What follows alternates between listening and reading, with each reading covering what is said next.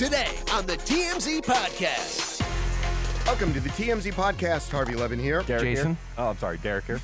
God. Off to a rip-roaring start. Bad start, man. Sorry. We've only been doing this for 3 consecutive weeks. Oh, the same way. God. So, broke a story this weekend. A little story about Jennifer Lopez and Ben Affleck. They tied the knot in Las Vegas. And look, we broke this, and I think I know what happened here. They got married. This is not going to be the big thing. I mean, they're not just eloping and then, just getting on with their lives. There's going to be a huge party. Yeah. But the way this happened, what I'm told is they secretly wanted to just get over on everybody here and get married, and nobody would know about it. And it was almost like they wanted to be ordinary people doing it. It's why they went to, we found out they got the license, the marriage license, on Saturday, the day they got married. So they fly up there, they get the license, and they did it, I think, that day because if it were hanging Thursday or Wednesday, people would have found it. We found it on Saturday. We found it early Sunday morning. But so they get the marriage license, they go to this little chapel, they wait in line with 3 other people, which makes a lot of sense because if they close this chapel down to go get married, it was going to leak out. Yeah. And so everything they did, they wanted to do it. It's almost, what it's like? It's like Beyonce dropping, music without any notice. But it was not drunkenly impulsive, right? It was somewhat planned. No. They wanted to go there and get married. It was very intentional. They flew up there for that purpose. They got married. It was all their plan, but they didn't tell anybody. Because they wanted to pull one over. And based on what we know, I don't think any of their people knew about it. It's interesting. I read about their previous engagement 20 years ago. It was around 2002, 2003.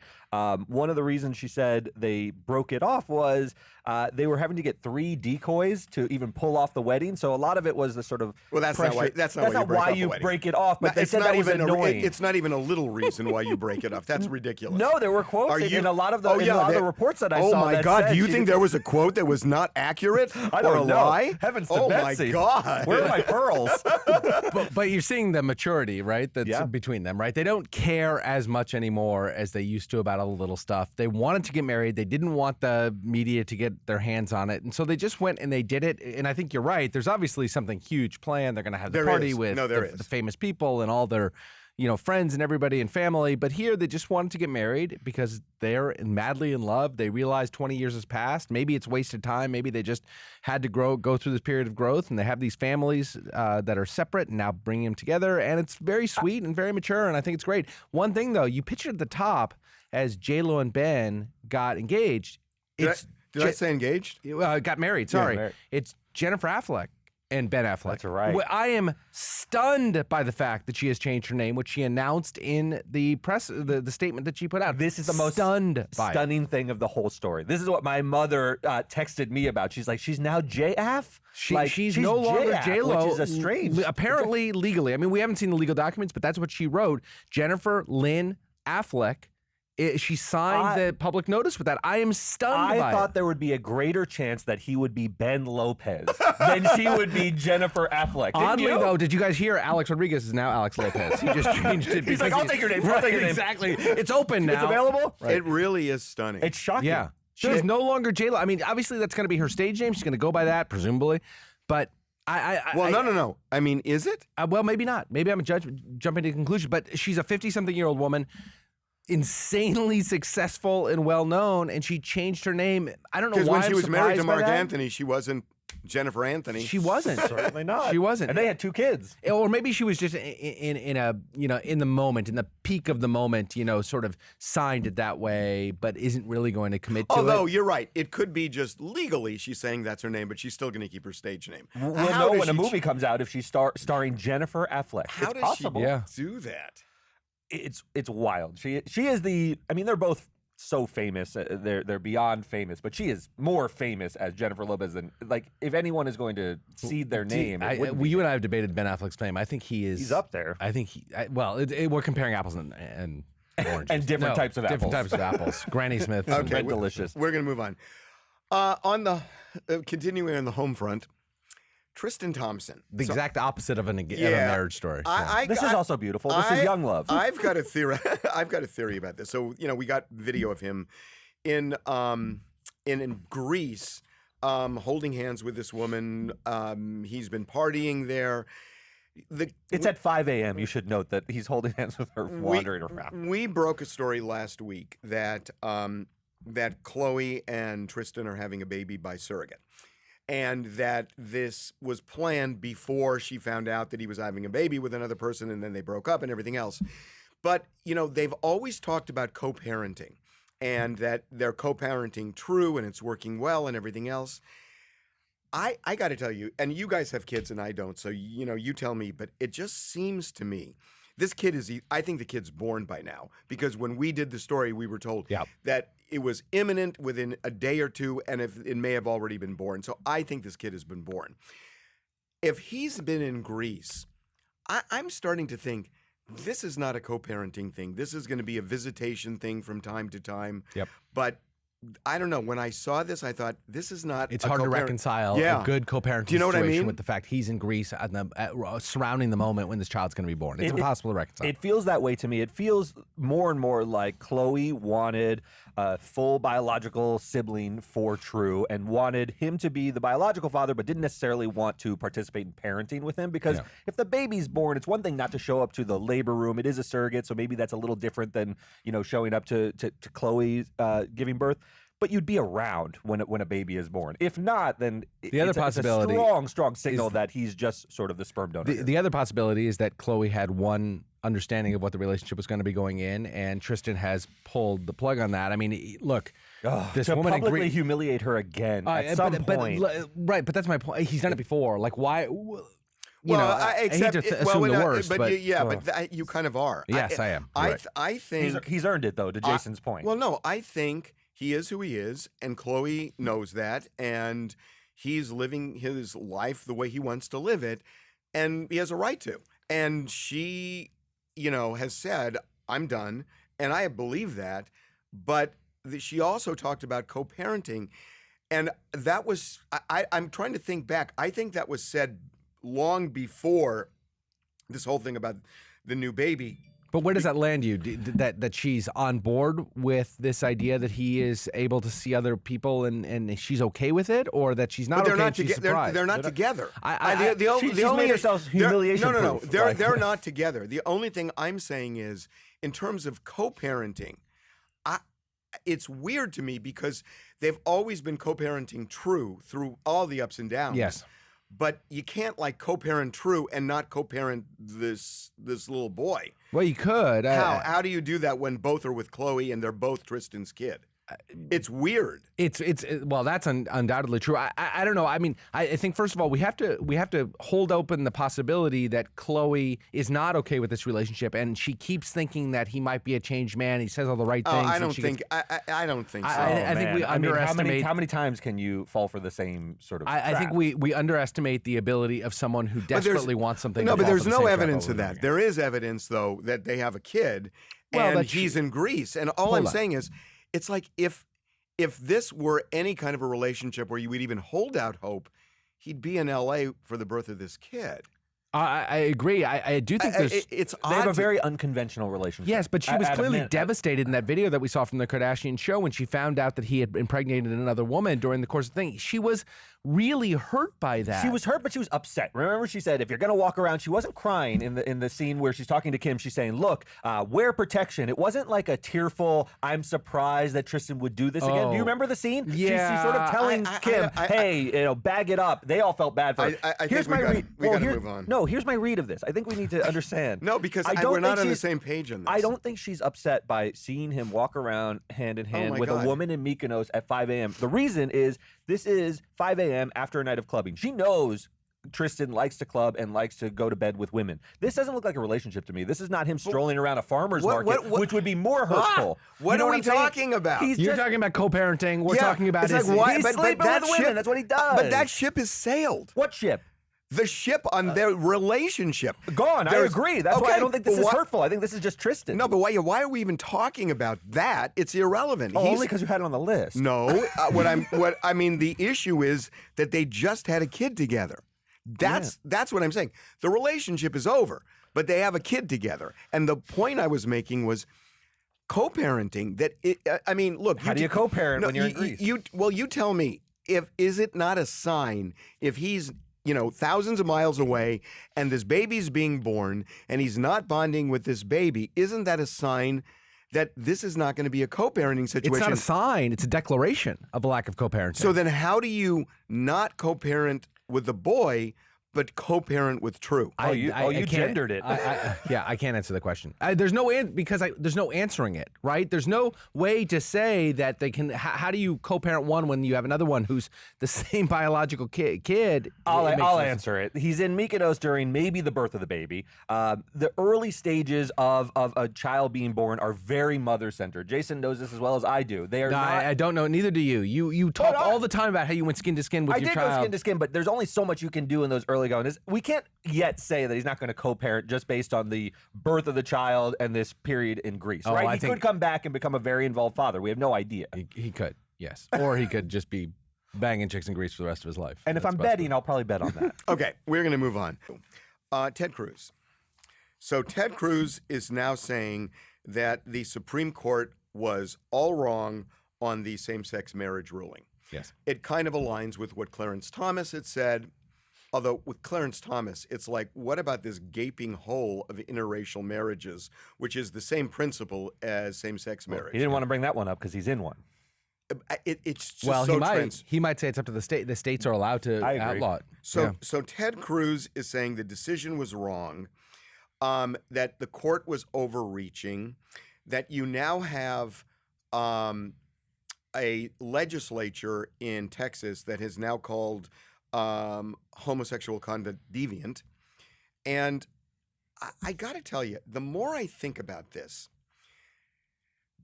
did they really believe what they're saying, or is this just starting a culture war, or not, or really just inflaming a culture war? Because I think it's more than that. They're doing things, though. Well, yeah, but this is not just culture war what anymore. Roe v. Wade was overturned. They're making moves. But it's like, what I'm saying is, Ted Cruz is saying that we're steeped in tradition of, that marriage was between a husband and a wife for hundreds of years.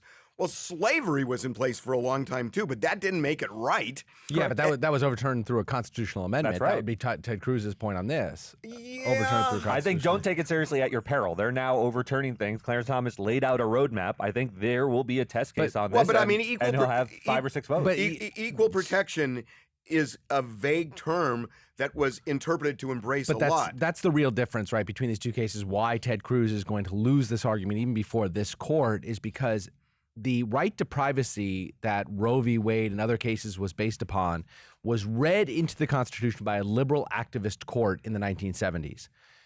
The equal protection has been in the Constitution since its inception. And no, not the inception. Equal protection has? It was applied to the states with regard to the 15th but Amendment. The inception was before the Bill of Rights. No, the inception of the Constitution. Yeah. Okay. Yeah. So it was there, and so now it's been applied to same-sex marriage for the first time, but there's constitutional backing for it that there really isn't. Derek and I have talked about the fact that as much as we believe in pro-choice, it's hard to make that constitutional argument on the face of the Constitution. Ruth Bader Ginsburg make said that same point, right? She made the point and said, why didn't they decide this on equal protection? It would have been such a better case. Right. Instead, they shoehorned it in through this privacy argument that was pretty weak. I think this is just as vulnerable, though. Really? I mean, look, there are equal protection underpinnings, but there's also in Obergefell language about a fundamental right of marriage. And what Clarence Thomas and those conservative justices hate are reading fundamental rights into the Constitution. But wait a minute, that aren't mentioned. There's no mention of marriage. There's no mention of a right to it. I'm not talking about the Supreme Court right now. I'm talking about Ted Cruz. And look, but he's signaling to the court, right? I think he's not signaling to the court. I think he's signaling to a lot of people in America. And this is political. This is not legal. It's political. And he clearly thinks that he's connecting with a political base to say that same-sex marriage should be overturned. I think he's embracing the whole Texas legislature thing. And I guess my bigger point is, and I was thinking a lot about it this weekend, because look, I really fear a civil war in this country in 2024. I really do. And I think there is this push, not even so much that people are against something, but they feel it's good to be against something because it signals something. And I don't know what that something is, but he's clearly appealing to a base. This is not a legal argument. This is a political argument. And what you're saying is right. He's appealing to a base because if you look, first of all, Texas is a state quickly moving left, right? Huge influx of population from California and other places. Its politics have moved left. The senatorial races are close. He's appealing to that base of support, that 1/3 of the country that is hardcore conservative, and he's looking to shore up that base as Donald Trump did so effectively and others have done so effectively. But it's an interesting political play with me in a place like Texas.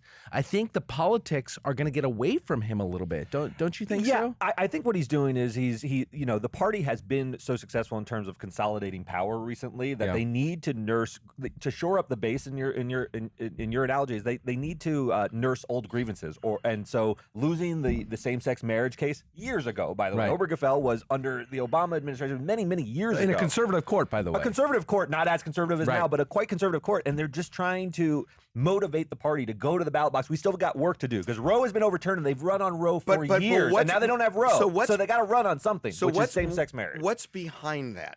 That suddenly people are, I mean, look, maybe not suddenly. I'm sure there are people who think it was wrong. No, there are clearly a lot of people, yeah. But I think as time has gone on, it's become less of an issue. To you. No. That political. I mean, if you look at polling and stuff like that, same-sex marriage is overwhelmingly supported by Americans. I agree, but not by that strong base. That strong base. And that's an interesting political play. I thought that base had whittled down. He clearly doesn't. Oh, Donald Trump proved it hasn't. There's they win elections on those days. There's a 42%. Well, that because of the electoral college. I guess the question is, how far does it go?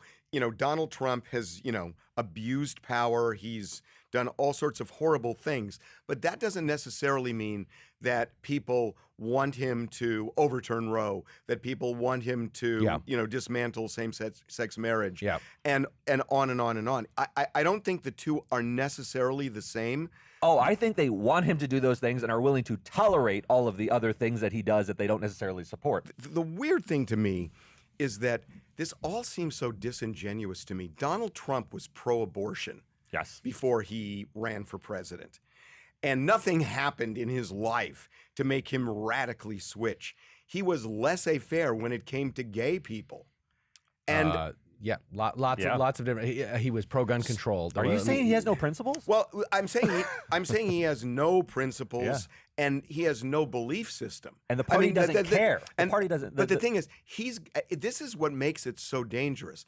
He doesn't have a belief system. It's just about power. Yes. Yeah, I agree with you guys 100%. And that's crazy. But is that really that different than any other politician we've seen?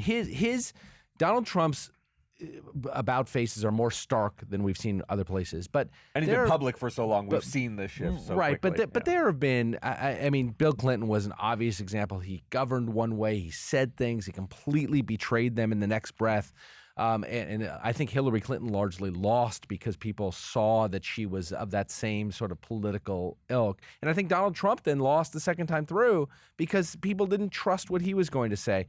But I just don't think he's been the most stark example and maybe the worst offender we've had in our lifetimes. With the possible exception of Richard Nixon or somebody like that. There's by the way, not even close. But you say not even close. Not even close. You say he's tacked so hard, but he's unprincipled. I think he has now backed himself into a corner that he has become the most principled member of the party for the base. The base now feels like he could never go back to being pro-life and things like that because he has become such a villain to the left that there's no way he could switch his allegiances now. Well, no, he's never going to. He's moderated himself and was in the middle. The only point the point I'm making is when you look at Ted Cruz, it feels very Trumpy to me that it's not even about how you feel. It's just this'll fly. You know what I mean? Ted Cruz is very results-driven. I think Ted Cruz is more principled than that. I think Ted Cruz truly believes that marriage is between a man and a woman. I think he truly believes that. I don't think Donald Trump believes that at all. I don't think he cares. I think Ted Cruz is principled, maybe principled in the most bigoted possible way, right? But I think he's principled. He's much more consistent than Donald Trump. I'm not saying he's not consistent, but Has he been vocal on this up until now? He was vocal back in the when this case was being decided. He absolutely disagreed with it. Legally, I get it, but politically, because I see a difference between legally and politically. Yeah, and I think he's talking politically now, and that's different than talking legally. I mean, look, we all went to law school. We know what strict construction is. It's kind of a ridiculous concept, I think, but there are people who embrace it, and there are people who embrace it not for bigoted reasons. They embrace it because that's the way they understand the law, and I disagree with them, but this feels different to me, that it's not about that legal argument. It's what flies politically. Well, there's a way to be cynical about it, and then there's a way you could take him at his word, that he's trying to save the soul of America, and he feels like America has drifted away from the fundamental values that the country was founded upon. You know, the Christian fundamentalists believe this stuff very deeply. Yeah, I mean, is that... I don't believe it's sincere. I believe he's a pretty cynical guy. I believe Ted Cruz is. What's better, right? To be true to yourself as a horrible bigot, or to be politically playing the bigot card just for votes? They're both noxious. They're both noxious. I agree. I don't know. Yeah. Not sure which it is. Anyway, good note happy to end Monday, on. everybody. Well, no, I mean, I've just been, honestly, I've been thinking about this for a long time, and I spent a lot of time just thinking about it over the weekend, that it's just, we are heading in a direction that is really scary. The 2024 elections are terrifying. I can't, assuming if a Democrat were to win that election. Here's the problem. If a Democrat wins the election, they're right now it's set up that they're going to lose the electoral college. No, even if they won the electoral college in the Biden coalition of states holds together, does this group on the right who believes that if the Democrats win, it is proof of fraud? That tautology, right? If they win, it's because they defrauded. If they lose, it's because it was a true election. How does that not result in, to paraphrase Mike Pence, in battles in the streets? Yeah, it's a real possibility. Oh God. Yeah. See you Wednesday, buddy. Bye.